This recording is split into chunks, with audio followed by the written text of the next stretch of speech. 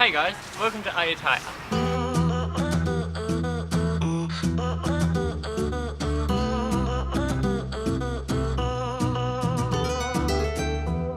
Ayutthaya is a city about 2 hours north of Bangkok, and it has significant historical importance in Thailand.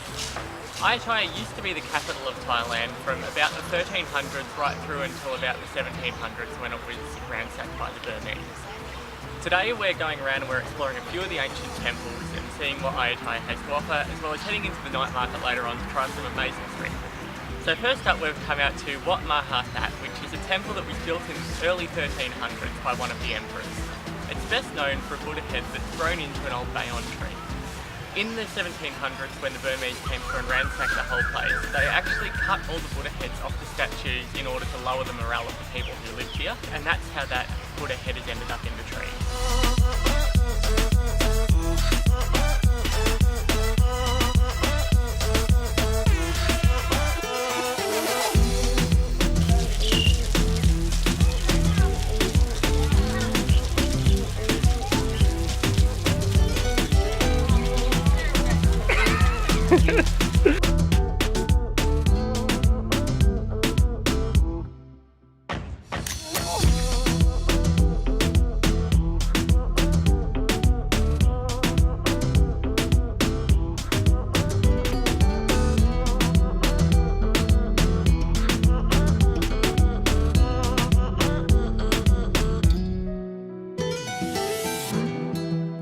So the next place that we've come out to is Wat Phra Si Sanphet.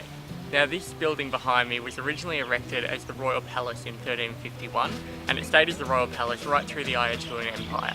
So there were originally buildings in between each of the three stupas that stand behind me, but they've since fallen down, and those three buildings are all that are left standing now. So the Royal Palace here is about 1 kilometre away from the last temple that we visited, and we've found riding the bikes to be a really great way to get around. It's nice and flat and well shaded, so you get a really nice cool breeze even when it's hot outside. So highly recommend getting bikes to work your way around the temple complexes here. Puppy dog!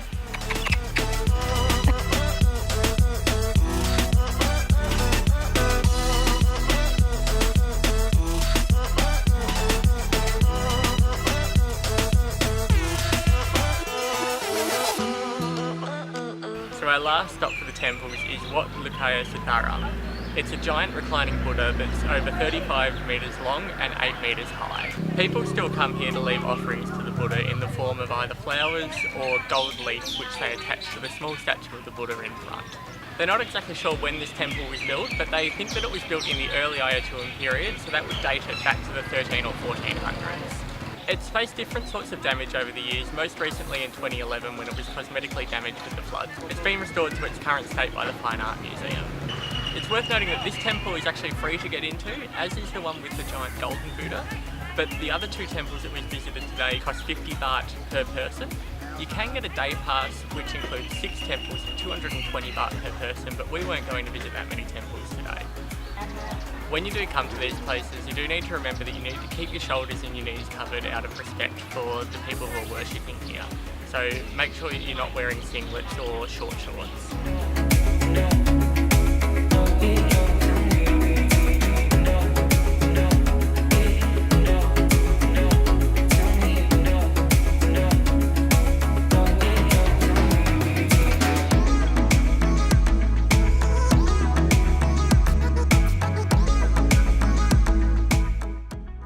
So we've gotten all of the sightseeing out of the way in the morning, and now that it's around lunchtime, we've come down to the south end of the island along the river, and there's a few different restaurants along there, and we've found this really cool cafe with a really retro vibe.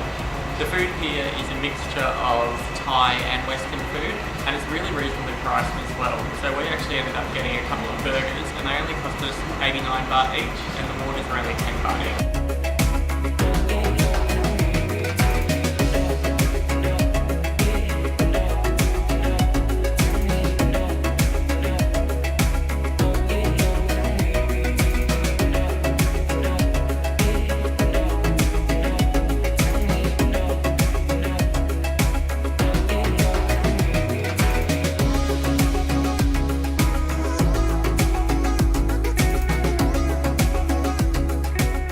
guys, we've just gone out to the night market in Ayutthaya to get some dinner.